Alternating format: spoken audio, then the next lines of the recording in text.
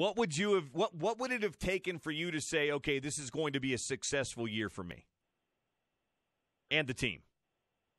Yeah, I mean, really, it was for us was probably just having a winning record. I mean, that would have been a success. As an athlete, you want to win, you want to go to a bowl game. You know, for me, really success would have been going to a bowl game, and there weren't as many as there are now.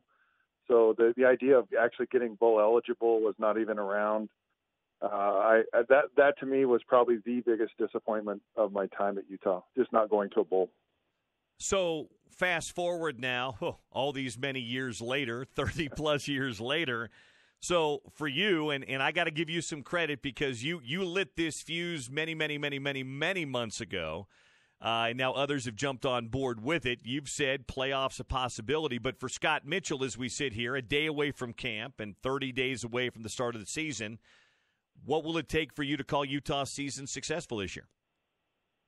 Well, as I listened to the players who came back, who could have gone to the pros, and they all said, look, independently, we decided to come back here for our senior year. We felt like we had unfinished business.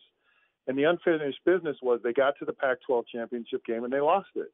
And I think every person on that team, coaches, everyone feels like to finish the business is to win the Pac-12 championship period and go to the Rose Bowl. So for me, based on what I believe this team is and what I believe they expect they are, they have to go to at least the Rose Bowl for this to be a successful season. I think they'll all be disappointed. We all should be disappointed if they don't. I agree. I mean, I really do, Scott. To me, they took the step. I thought a year ago they were the best team in the South. I said it on the air. I put it in my poll. But I didn't necessarily think they were on paper the best team in the league. I thought Washington was. And I think we just lost Scott. Call him back, Porter.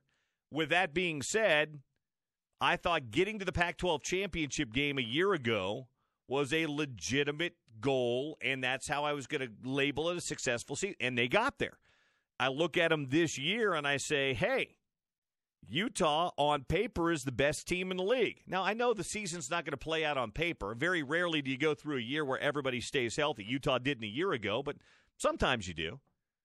That's why I said a year ago getting to the championship game was enough to call it a success. But this year, Scott, I think that this year there's no reason to lower your expectations below a Pac-12 championship because I do believe they are, on paper at least, the best team. Yeah, it's a funny thing in the development of a program where you just believe, you start believing that you belong, you start believing you have success, and I think you have to go through maybe losing a year earlier, and I just think all the players, all the coaches go, okay, we know what it now takes to get to the Pac-12 championship, to win the South, and we know what it takes to actually win it all, and we really want to do that. We expect to do it. We believe we can do it.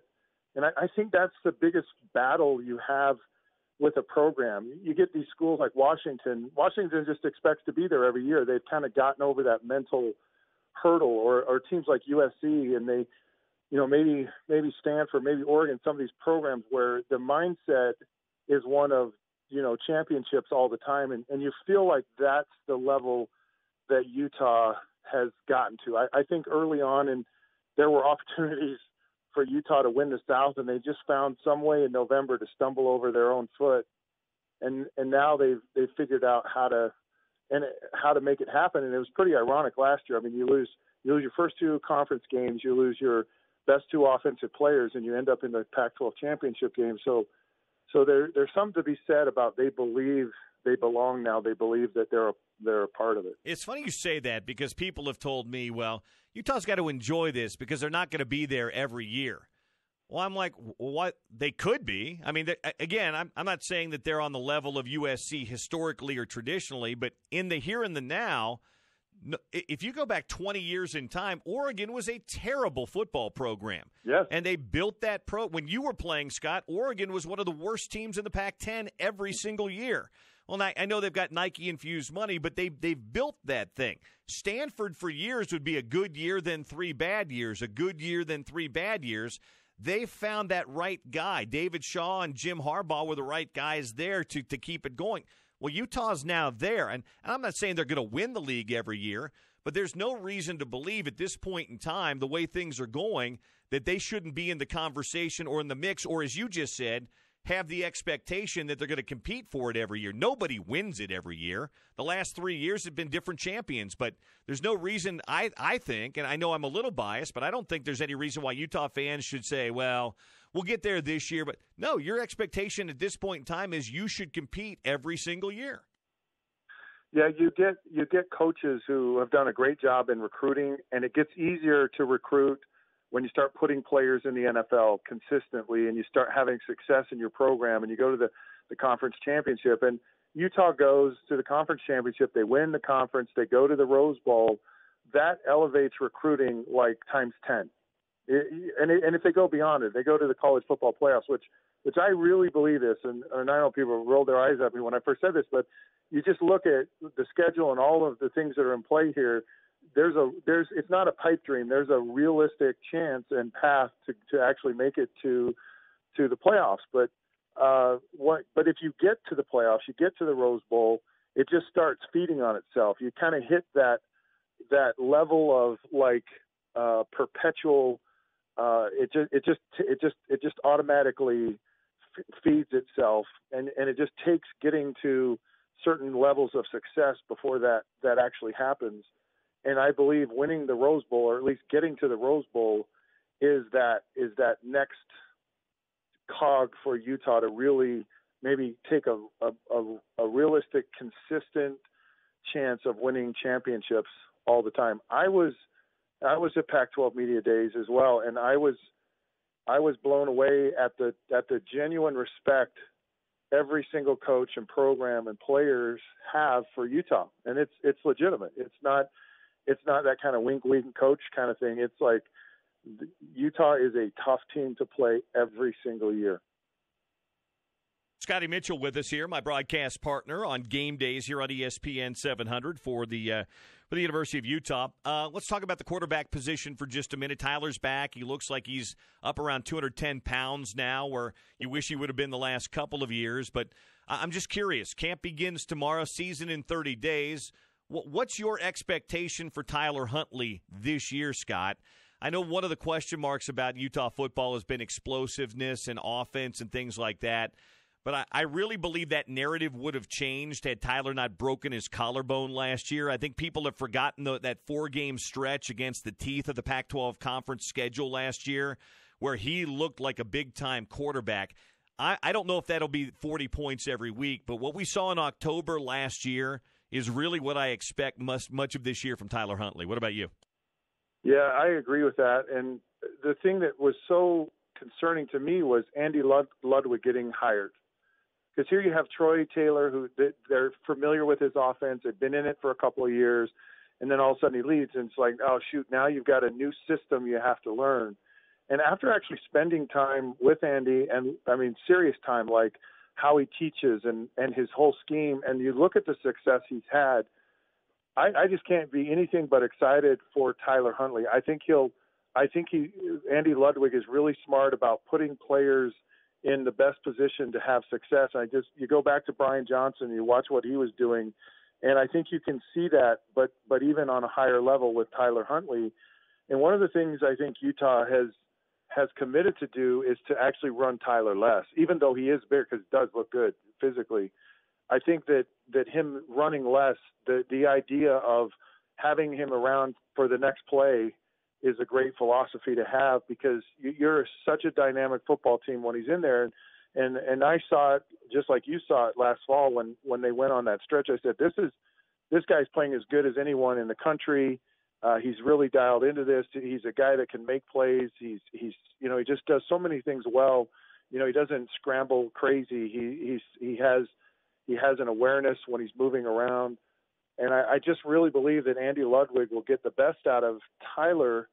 But it's not just Tyler. I mean, you're deep at running back. You've got a great set of tight ends, and you've got this deep receiving core that really, I think, can take a huge step forward this year in production and success. And there's some real weapons there that he can utilize. And I mean, really, from the skill part of it, Utah's offense is like, I think it's just loaded. The question mark, though, is where is the offensive line? that's really as far as this team's going to go. Is where are they, and how soon will they be all dialed in and ready to go? See, I don't – I know everybody says that, Scott, because I think when you don't have guys – this guy started 17 games at left tackle and he's back. This guy started when you don't have all, but they've got experience and they've got the group and there's talent there. And to me, I go back to a guy like Jim Harding who's been here 6 years and put about 12 guys into the NFL and knows this group of guys. It's not like to me, and I know everybody's talking about Bam Adebayo-Olaseni, this JC wonderkin who might be here and might not be here. He's not here yet. To me, if he doesn't show up on day one, I always take that opinion. If you're not here, you're not here. When you get here, we'll worry about you, but I wouldn't even worry about him. I think they're fine with Nick Ford. I think Nick Ford could be a really good right tackle for them. I feel like they've got their 5 or 6 guys, and Jim's just kind of waiting to see if this kid gets here. If not, I think he knows who he wants to go with, and I don't think it'll take long for them to set that 5. No, I'm not worried that they have the people there, because they have a lot of guys that had a lot of experience and played well last year.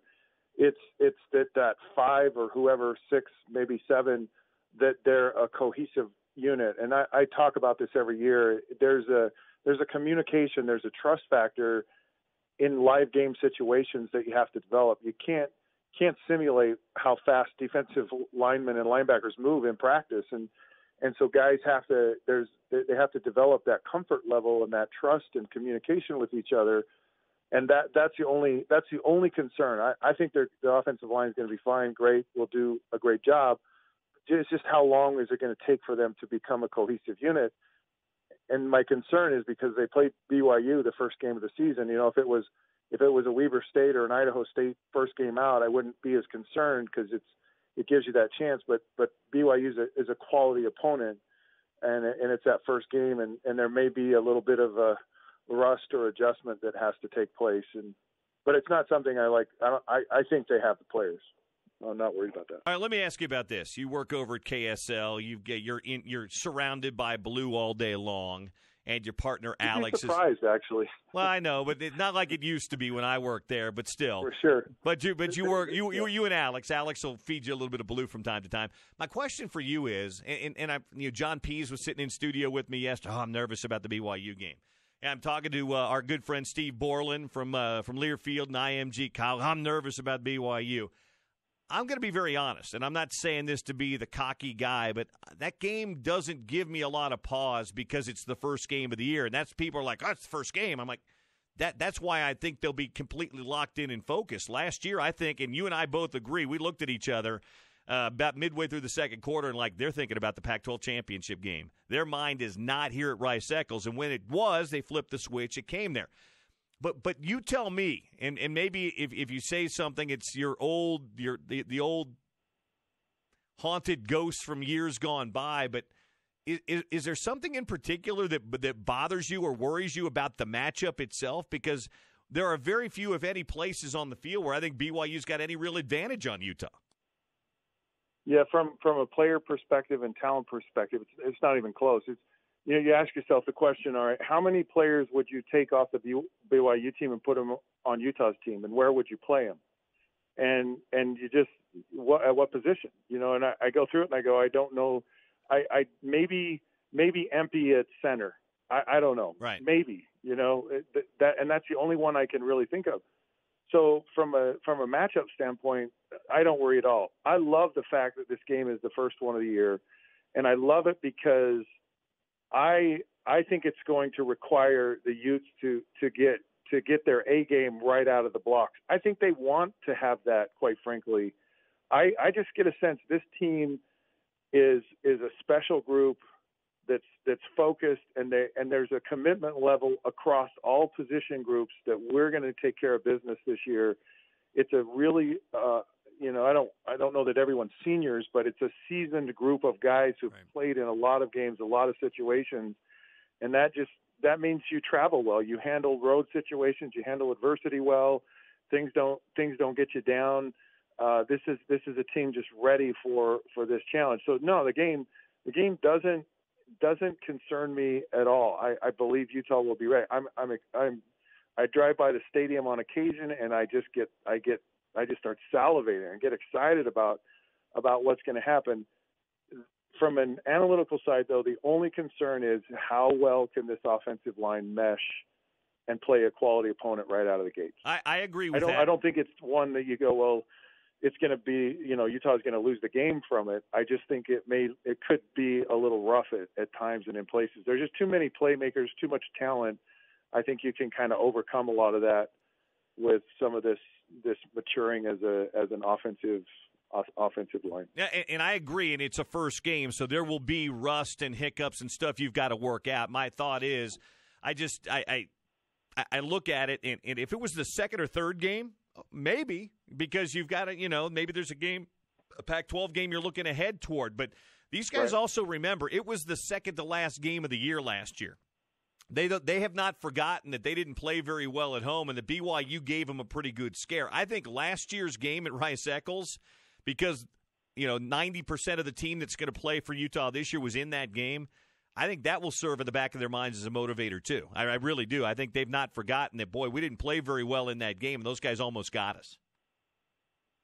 Yeah, it's funny because I think both teams draw motivation because BYU says, look, we hung with them for 3 quarters, we got a shot, but to your point, which I think is a great point, Utah's like, you can't mess around with this team. You take them lightly, you take the week off, and you're going to get beat.